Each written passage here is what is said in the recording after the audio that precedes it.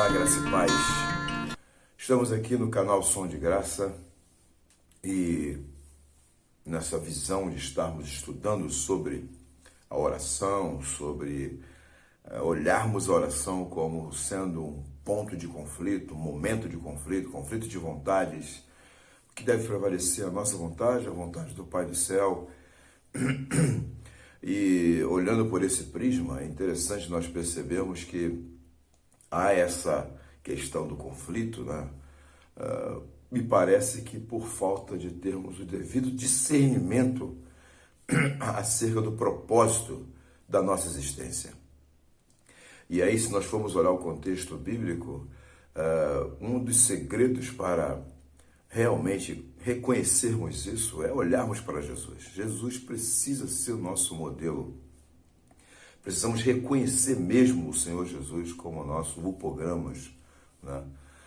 Já conversamos dentro dessa questão, já conversamos sobre o fato da postura de Adão e da postura de Jesus, e a decisão é nossa. Vamos continuar adotando a postura de Adão, vamos dar vazão à nossa natureza adâmica, ou vamos aproveitar a oportunidade que Jesus Cristo nos concedeu de morrermos com Ele e efetivamente experimentarmos o poder da sua ressurreição.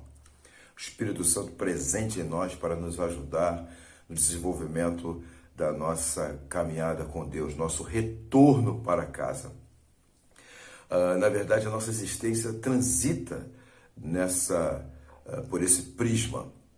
É por isso que eu creio que o apóstolo Paulo, de alguma maneira, desenvolveu a carta aos Romanos, onde ele destrincha, ele faz um link entre o Antigo Testamento e o Novo Testamento, e ele, de alguma forma, sintetiza todo esse imbróglio humano e o plano de Deus, a proposta de Deus. Ele vai, de fato, sentenciar que realmente o Evangelho é o poder de Deus para todo aquele que crê.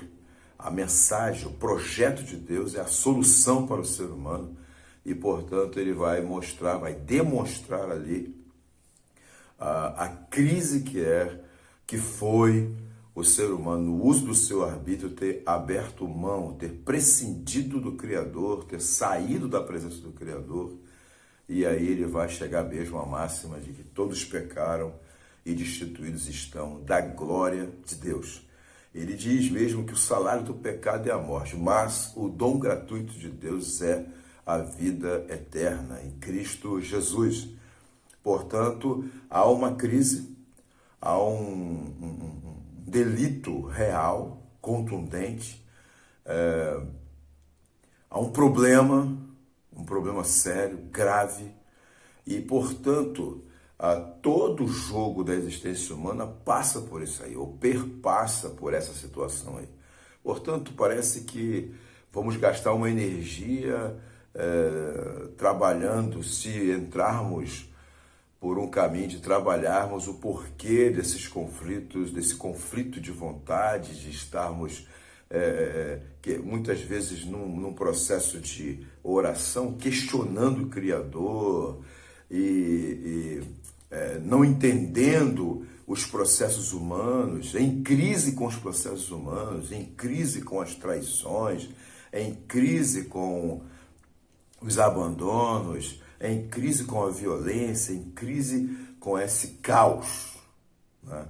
E vamos ficar girando em torno disso e procurando culpados, e na maioria das vezes a gente vai nessa procura de culpados, abrimos muita brecha para o acusador desde o princípio, né, que é o Satanás, e ele quer jogar a gente contra o Criador, quer jogar o Criador contra a gente, e com certeza o Criador nunca entra na pilha dele, mas nós, infelizmente, entramos, muitas das vezes, aceitamos as sugestões, e nesse jogo de compreender o caos, ou de entender o caos, de questionar o caos, na maioria das vezes, em última instância, no fundo, estamos querendo culpar Deus. A mulher que tu me deste, lembra do Adão? Já começou desde lá do princípio, né?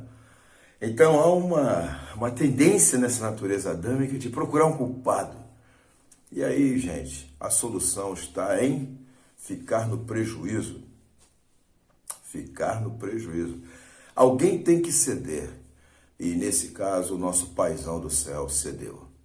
Cedeu dentro da sapiência dele, porque na verdade ele baixou um decreto, o salário do pecado é a morte. A alma que pecar certamente morrerá, né?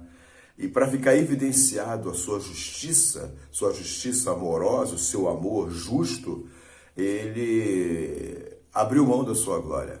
Ele decidiu ficar no prejuízo, dando uma oportunidade justa, porque se o decreto tinha a ver com uma morte, ele enviou o seu único filho Jesus. É isso que o apóstolo Paulo vai sinalizar, né?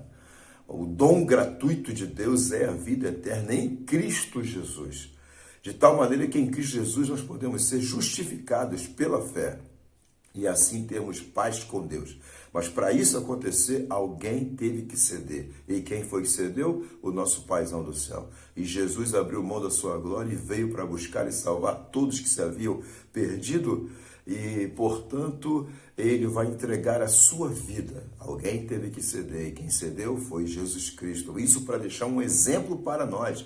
E você, eu, nós, muitas das vezes ficamos nesse ciclo vicioso, procurando culpados, e alguém tem que pagar, alguém tem que pagar, alguém tem que pagar. Meu amigo, minha amiga, isso não vai levar você a lugar nenhum. Violência só vai gerar violência, revanchismo só vai gerar revanchismo, mas se você decidir perdoar, ou seja, ficar no prejuízo, se você decidir ceder, mas de maneira consciente, Jesus estava consciente, sentiu dores reais, a dor do abandono, a dor da violência, a dor da traição, as dores do humano, Jesus sentiu todas elas, e não obstante isso, de maneira consciente, ele decidiu se entregar por mim e por você. Ele decidiu dar o primeiro passo, e ele mesmo disse: se o grão de trigo não morrer, fica só ele só. Se você não morrer, se você não abrir mão da sua vida, né? Se você não perder, se você não decidir ficar no prejuízo, se você não decidir ceder, fica você só.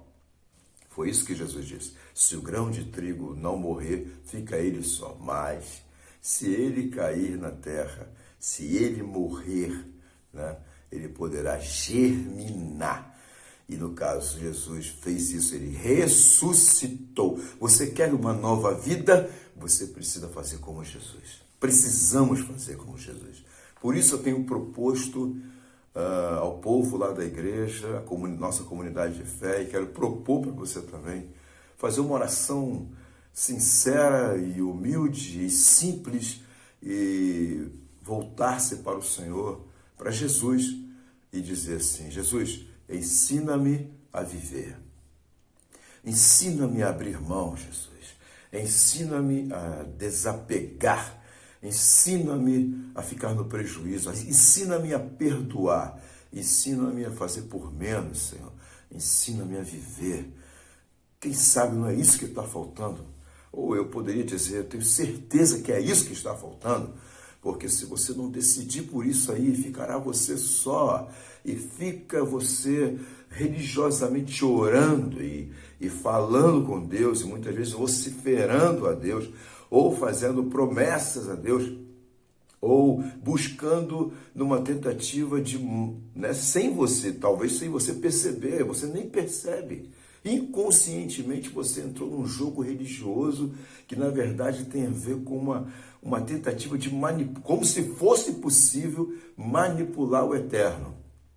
E aí você faz promessas, e aí você faz campanhas. Não estou dizendo que seja, não estou dizendo que seja errado em si você de repente fazer uma campanha como sendo um período em que você define para estar na presença de Deus, para orar, que você vai estar jejuando, que você vai estar se aplicando à oração, abrindo mãos, abstraindo algumas coisas que tendem a desviar a sua atenção. Então você vai decidir jejuar. Jejuar é foco. Jejuar é a decisão de focar. E aí você decide focar em Deus e orar e buscar a face dele e estudar mais a palavra. Agora, não faça isso como um meio de barganha.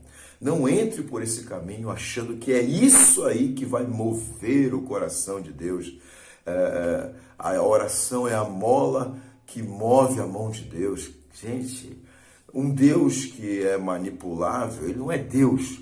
O nosso Deus nos ama. É óbvio que tem um mistério na oração, que é essa questão dessa possibilidade de diálogo com ele, de conversa com ele. Mas é importante que você veja isso como a oração como sendo um momento, uma oportunidade para alinhamento. Repito, olhe para Jesus. Jesus disse: seu filho não faz nada que o pai não esteja fazendo. O filho só faz aquilo que vê o pai fazer. Alinhamento. Isso é oração. E a oração das boas, que o Pai do céu ama ouvir e quer perceber. O desejo de você alinhar com o coração dele. Sim, tem um caos. E realmente nós somos humanos e limitados na nossa fragilidade. Por vezes, meu Deus, o que é isso? O que significa isso? Que caos é esse? Aí, se a gente vai numa caminhada de humildade, realmente num processo de relacionamento com o Pai do céu, a gente percebe, vai chegar à conclusão, pelo menos eu tenho chegado a essa conclusão, o nosso Paizão do céu, o nosso Criador, o Eterno, ele não está na origem do caos. Não está. Não está. Se formos bem honestos, sabe? Vamos chegar a essa conclusão de que ele não está na origem do caos. No entanto, ele vem para o caos. Ele abre mão, ele faz por menos. Alguém tem que ceder, e normalmente ele cede e vem para o caos. Jesus veio para o caos, cara. E ele entrou, e ele entra. Então, normalmente, quando tem essas pandemias, quando tem essas doideiras, que na maioria das vezes fomos nós que criamos, ou que abrimos espaço para acontecer, onde que ele está, cara? Alguém logo pergunta, onde estava Deus que deixou acontecer isso, que não sei o que, não sei o que lá. Ninguém quer assumir uma responsabilidade, sabe? E aí onde estava Deus? Normalmente ele está dentro dos paramédicos, ele está na ponta da lança lá com os enfermeiros, nos médicos, sabe, agindo através dos improváveis, agindo através de anônimos, sabe? Ele quer estar agindo em você e através de você. Quem sabe, ao invés de reclamar, você se posiciona e fala: Jesus, ensina-me a viver. Jesus, o que o Senhor faria no meio dessa doideira aqui? Jesus, vem comigo, cara. Vem e veja. Venha e veja. Então, eu proponho para você que de fato você valorize a oração, que você veja a oração como uma rica oportunidade para alinhamento de vontades, para que você possa, à luz do que Jesus disse, você aproveitar a oração, esse momento de encontro com Deus, essa audiência com Deus, e você ousar orar como Jesus e pedir: Pai, eu quero te ver, eu quero ver o que o Senhor está fazendo, eu quero compreender, abre os meus olhos. E quem sabe não vai acontecer com você como aconteceu com Daniel. E Daniel fez essa oração e se aplicou para poder estar compreendendo, não uma perspectiva filosófica simplesmente, mas uma perspectiva de: sim, Senhor, quero compreender para me colocar à sua disposição. Quando você faz isso, à luz de Gideão, sabe, de Daniel, o Senhor vem ao nosso encontro. E você vai perceber que o tempo todo ele estava ali próximo, e ele vai poder, porque ele vai achar um coração disposto a ouvir, crer e obedecer. Deus te abençoe, um grande abraço pastoral, que o Senhor te fortaleça, que o Senhor te ajude nesse processo de conhecimento de Deus. E não se iluda, conhecimento de Deus tem a ver com autoconhecimento. Na medida que você caminha em direção a Ele, você vai se vendo e, portanto, você vai vivendo. Ore a Jesus e peça: Senhor, ensina-me a viver. Grande abraço.